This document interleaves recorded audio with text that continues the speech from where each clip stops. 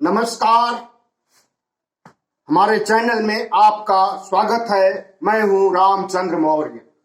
साथियों, भारतीय जनता पार्टी में भगदड़ मची हुई है। पिछले 3 दिनों से जब से स्वामी प्रसाद मौर्य 3 विधायकों को लेकर के अलग हुए हैं पार्टी से, उसके बाद से एक के बाद एक विधायक टूट रहे हैं, मंत्री टूट रहे हैं और कार्यकर्ता टूट रहे हैं भारतीय जनता पार्टी से। क्या वजह हो सकती है कि भारतीय जनता पार्टी जैसी बड़ी पार्टी, सबसे बड़ी पार्टी, हालांकि वो अपने को दुनिया की सबसे बड़ी पार्टी कहता है, लेकिन दुनिया की बड़ी पार्टी है और दमदार पार्टी है, तो सवाल उठता है कि उसके विधायक, उसके मंत्री, उसके कार्यकर्ता क्यों टूट रहे हैं। अगर भारतीय जनता पार्टी एक राष्ट्रवादी पार्टी है, एक लोकतंत्र में विश्वास रखने वाली पार्टी है और एक संवैधानिक पार्टी है और वह राष्ट्र के विकास के लिए ईमानदारी से काम करती है, तो फिर वही सवाल उठता है कि आखिर भारतीय जनता पार्टी क्यों टूट रही है और यह टूट कहां तक जाएगी। क्या भारतीय जनता पार्टी के बुरे दिन आ गए, अच्छे दिन आए हुए थे और अब बुरे दिन क्यों आ गए, कैसे आ गए, आज हम इसी पर विचार करेंगे। तो साथियों, भारतीय जनता पार्टी का विश्लेषण करने के पहले आपसे हम एक अनुरोध करना चाहेंगे, अपील करना चाहेंगे कि आप हमारे चैनल को सब्सक्राइब कर लें और सामने की घंटी को जरूर बजाएं, ताकि हम जो कोई भी वीडियो अपलोड करें वह तुरंत आपको मिल जाए। साथियों, भारतीय जनता पार्टी का गठन 1980 में हुआ था। इसके पहले वो जनता पार्टी और उसके पहले वो जनसंघ के नाम से जानी जाती थी। भारतीय जनता पार्टी का चाल चरित्र चेहरा शुरू से सवर्णवादी रहा है और आज भी है, और एक वजह उसमें से यह भी है भारतीय जनता पार्टी के पतन के कारणों में कि वो सवर्णवादी है और बाकी देश की 85% जनसंख्या को नजरअंदाज करती है। उसका वोट तो ले लेती है, लेकिन उसे न्याय नहीं देती है, उसे अधिकार नहीं देती है। उसके विधायक कम होते हैं, मंत्री कम होते हैं जनसंख्या के अनुपात में, और यही सबसे बड़ा कारण है कि लोकतंत्र में जिसकी जितनी भागीदारी है उसकी उतनी हिस्सेदारी अगर नहीं होगी तो एक दिन वो आएंगे जरूर बुरे दिन, जो कि आ चुके हैं। साथियों, भारतीय जनता पार्टी का चाल चरित्र चेहरा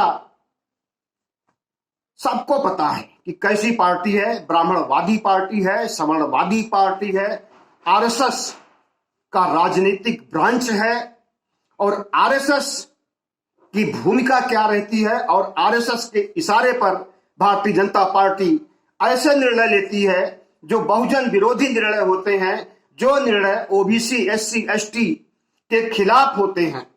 और यही वजह है कि भारतीय जनता पार्टी का संगठन तो बन गया और पार्टी बुलंदियों तक पहुंच गई, ऊंचाइयों तक पहुंच गई। एक समय ऐसा आया था कि भारत के 29-30 राज्यों में लगभग सभी पर काबिज हो गई थी, लेकिन कुछ समय पहले से, कुछ साल कह लीजिए, भारतीय जनता पार्टी की हार होने लगी है और 10 राज्यों से विदा हो चुकी है और अभी 5 राज्यों के चुनाव आ गए हैं, अधिसूचना जारी हो गई है, तलवारें खींच चुकी हैं, सभी राजनीतिक पार्टियों की संग्राम छिड़ चुका है, महासंग्राम का आगाज हो चुका है। और ऐसे ऐन वक्त पर अगर किसी पार्टी में भगदड़ मचती है और वहां के मंत्री तक, कैबिनेट मंत्री तक इस्तीफा देकर के पार्टी को अलविदा कर देते हैं, तो सोचनीय विषय है भारतीय जनता पार्टी के। साथियों, क्या वजह हो सकती है? उसमें से पहली वजह का तो मैंने बताया आपको, और दूसरी वजह है पिछड़ी जातियों का गुस्सा। और यह गुस्सा क्यों है? आपको याद होगा कि सितंबर के महीने में प्रधानमंत्री जी ने सुप्रीम कोर्ट में हलफनामा देकर के कहा कि ओबीसी जनगणना संभव नहीं है, उसमें कई तकनीकी समस्याएं आ रही। और इस ओबीसी जनगणना के लिए संपूर्ण विपक्ष, सामाजिक संगठन और पिछड़ी जातियों के तमाम संगठन अरसे से मांग करते आ रहे हैं, और लेकिन किसी सरकार ने कभी भी ओबीसी जनगणना के लिए सहमति नहीं भरी। जिस समय प्रधानमंत्री ने सुप्रीम कोर्ट में हलफनामा दिया और जनगणना के लिए कहा कि संभव नहीं है, उससे थोड़े समय पहले नीतीश कुमार, तेजस्वी यादव और बिहार से पूरा एक कुनबा ही एक आकर के प्रधानमंत्री से मिला था और प्रधानमंत्री को ओबीसी जनगणना कराने जाने के लिए 2021 में अनुरोध किया था, लेकिन उसका उन्होंने बहिष्कार किया, नजरअंदाज किया। और उसी का परिणाम है कि ओबीसी में उसी समय से पार्टी के भीतर और पार्टी के बाहर दूसरी पार्टियों में भारतीय जनता पार्टी की केंद्र सरकार के प्रति, राज्य सरकार उत्तर प्रदेश सरकार के प्रति नफरत पनपने लगी थी। और जब ओबीसी जनगणना कराई जाती तो निश्चित रूप से ओबीसी की भागीदारी 52% से भी अधिक होती। ओबीसी जनसंख्या 52% से, मतलब कि जितनी कुल जनसंख्या है उसका आधे से अधिक तो 1931 में ही हो चुका था जब अंग्रेजों ने जनगणना कराई थी। आज तो ये 55 के आसपास होगी ओबीसी जनगणना कराने पर। ओबीसी की भागीदारी देश में होनी चाहिए। तो पिछड़ी जातियों को उनका अधिकार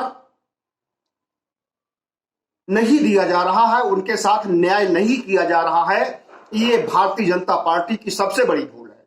और स्वामी प्रसाद मौर्य ये पिछड़ों के नेता हैं, एक कद्दावर नेता है। उत्तर प्रदेश में सिर्फ मौर्य कुशवाहा साहब के सैनी ही नहीं, बल्कि पिछड़ी अति पिछड़ी जातियां सभी स्वामी प्रसाद मौर्य को प्रोटेक्ट करती हैं और स्वामी प्रसाद मौर्य में आस्था रखती हैं। और इन बहुसंख्यक जातियों, बहुजन समाज के लोगों को स्वामी प्रसाद मौर्य किसी भी रूप में नजरअंदाज नहीं कर सकते हैं। और अगर नजरअंदाज करते हैं तो उनके नेतृत्व पर प्रश्न उठेगा और एक ताकतवर राजनेता के रूप में नहीं रह जाएंगे।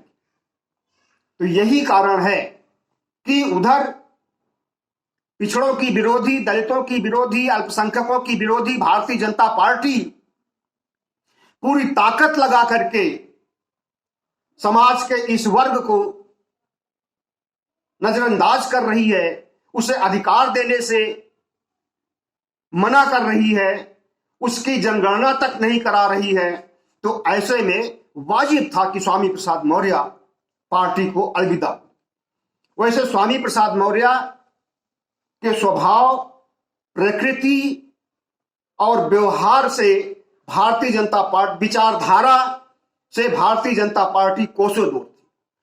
स्वामी प्रसाद मौर्य को जो नहीं जानते हैं वो जान ले कि शुरू से ही जब वो इलाहाबाद यूनिवर्सिटी में छात्र नेता थे तभी से ब्राह्मणवाद, पाखंडवाद के विरोधी रहे हैं। और ब्राह्मणवाद, पाखंडवाद को दूर करने के लिए उन्होंने समाज में बहुत से काम भी किए अपने छात्र जीवन में। RY कुशवाहा, स्वामी प्रसाद मौर्य सहित एक टीम बनाई गई थी जिसका नेतृत्व स्वामी प्रसाद मौर्य करते थे। और इलाहाबाद, प्रतापगढ़, सुल्तानपुर, मतलब उत्तर प्रदेश के बहुसंख्यक जिलों में जाकर के ब्राह्मणवाद, पाखंडवाद, अंधविश्वास के खिलाफ उन्होंने एक मुहिम छेड़ी थी और उसी समय से इनकी लोकप्रियता बढ़ने लगी है। ये बात 1980 से लेकर के और 85-86 तक की।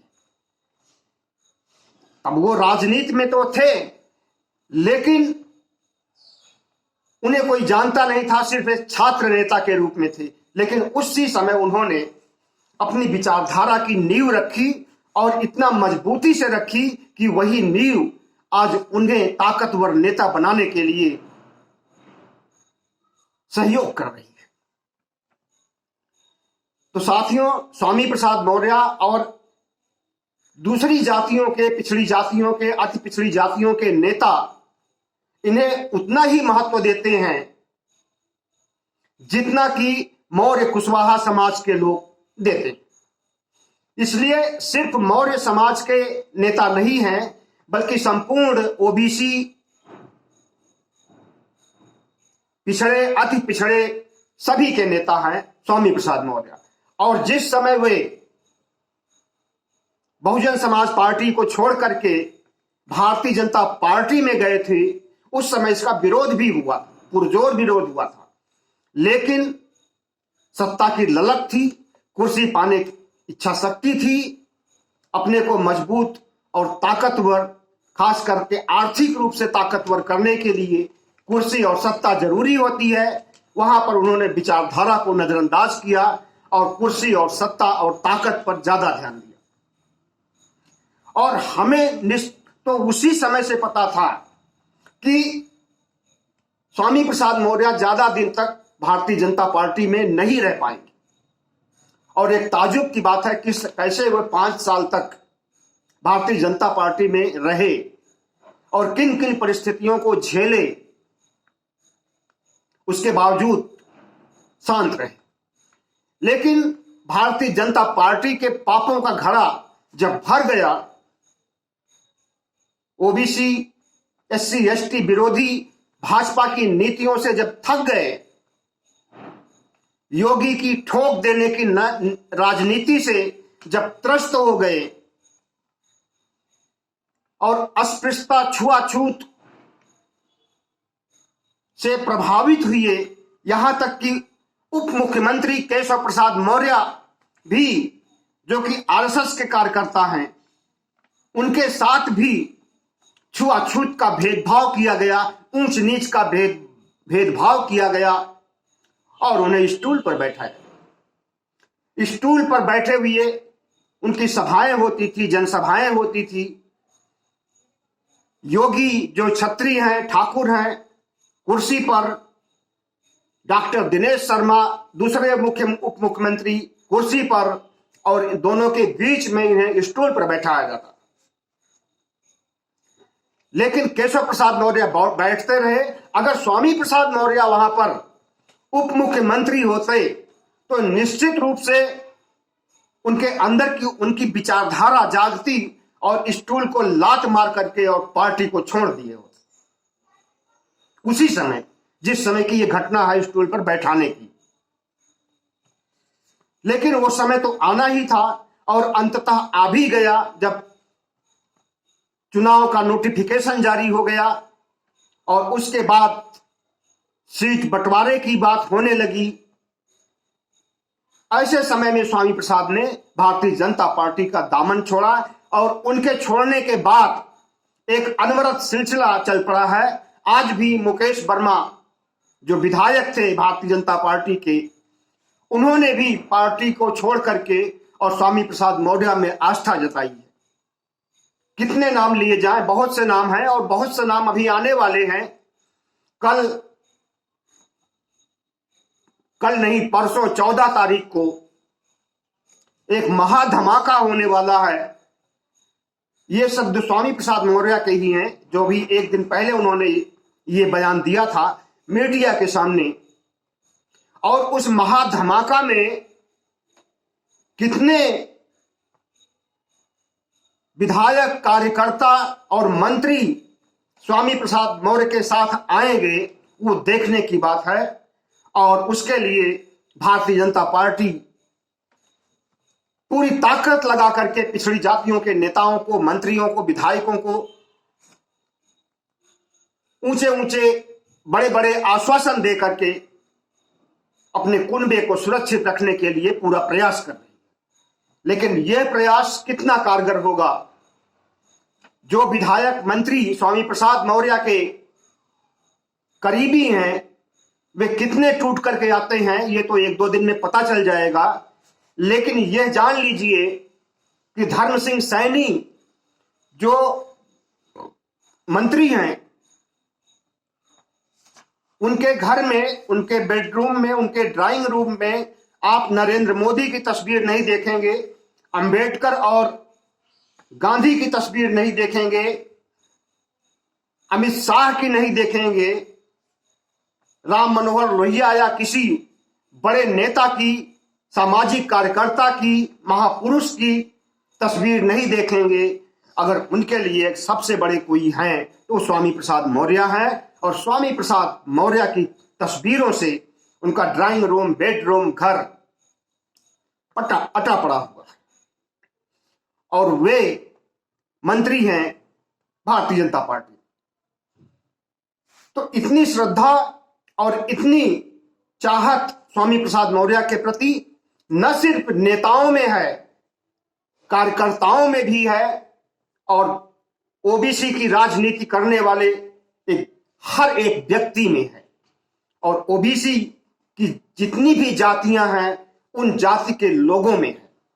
और अगर जिनके अंदर नहीं है उनके अंदर 2-3 दिन से हो गई है स्वामी प्रसाद मौर्य के प्रति चाहत और भारतीय जनता पार्टी के प्रति नफरत। इस नफरत के लिए कौन जिम्मेदार है? जाहिर है कि भारतीय जनता पार्टी का शीर्ष नेतृत्व जिम्मेदार है और सबसे बढ़कर के आरएसएस जिम्मेदार है। अभी स्वामी प्रसाद मौर्य ने कहा कि आरएसएस के इशारे पर सरकार चलती है, केंद्र सरकार, राज्य सरकार और जितनी भी राज्य सरकारें, जो आरएसएस आदेश देता है उसी का पालन किया जाता है। तो हमें तो ये लगता है कि सितंबर के महीने में जब ओबीसी जनगणना के लिए प्रधानमंत्री ने हाथ खड़े कर दिए थे तो उस समय भी आरएसएस के ही इशारे पर या आरएसएस के आदेश पर ही उन्होंने ऐसा किया था। और जिस समय मोदी को हटा करके केशव प्रसाद मौर्य को मुख्यमंत्री बनाने की बात चली थी, उस समय भी आरएसएस ने पूरी ताकत लगाई थी मुख्यमंत्री योगी को बचाने के लिए। ये अभी ज्यादा समय पहले नहीं, 6 महीने पहले की बात। भारतीय जनता पार्टी के अंदर जंग छिड़ गई थी और पिछड़ावाद, अमित शाह, मोदी, इनका एक ग्रुप हो गया था, बाकी पूरा आरएसएस भारतीय जनता पार्टी एक हो गई। और आज भी मोदी और योगी के बीच में बहुत बड़ा कम्युनिकेशन गैप है और बहुत सी ऐसी बातें हैं जिससे कि दोनों के बीच बन नहीं रही है। और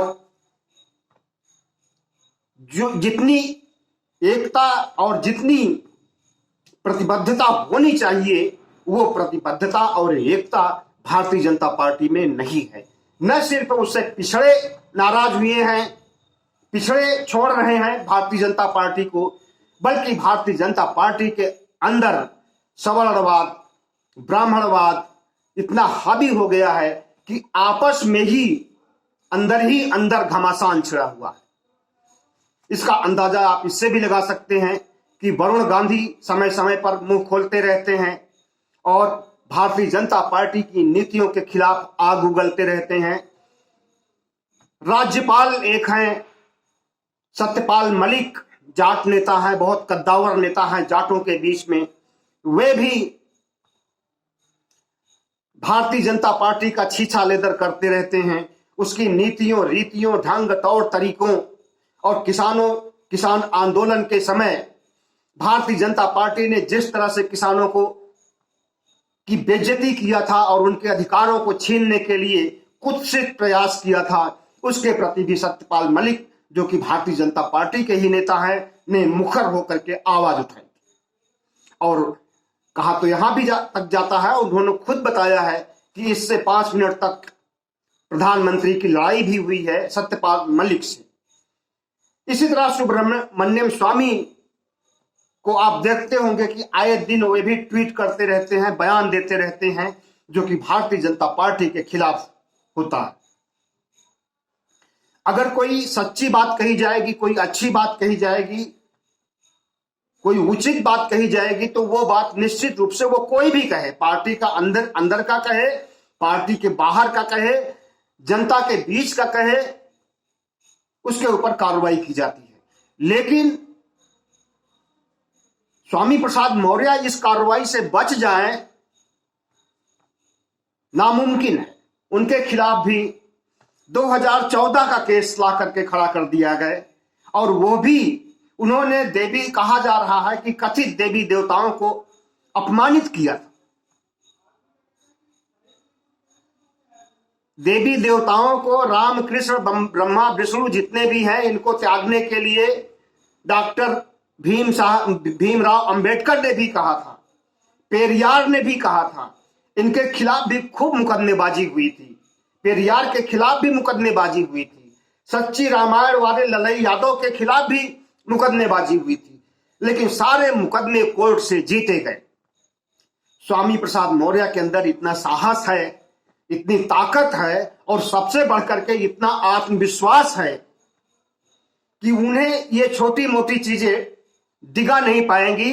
वो चाहे कितने भी केस दर्ज कर दें और उन्हें गिरफ्तारी का ऑर्डर दे दें, इससे स्वामी प्रसाद मौर्य झुकने वाले नहीं हैं। और एक तरह से भारतीय जनता पार्टी ने जो ये कार्रवाई की है, इससे उसे जो पिछड़ी जातियों का वोट मिलने वाला होगा वो भी जाएगा। और अभी तो सिर्फ 2014 का केस खुला है, अभी तो सीबीआई, ईडी, इनकम टैक्स बाकी है। ये भी सब इन एजेंसियों के कुत्ते भी भौंकते हुए स्वामी प्रसाद मौर्य का पीछा करेंगे, देखिएगा आने वाले समय में।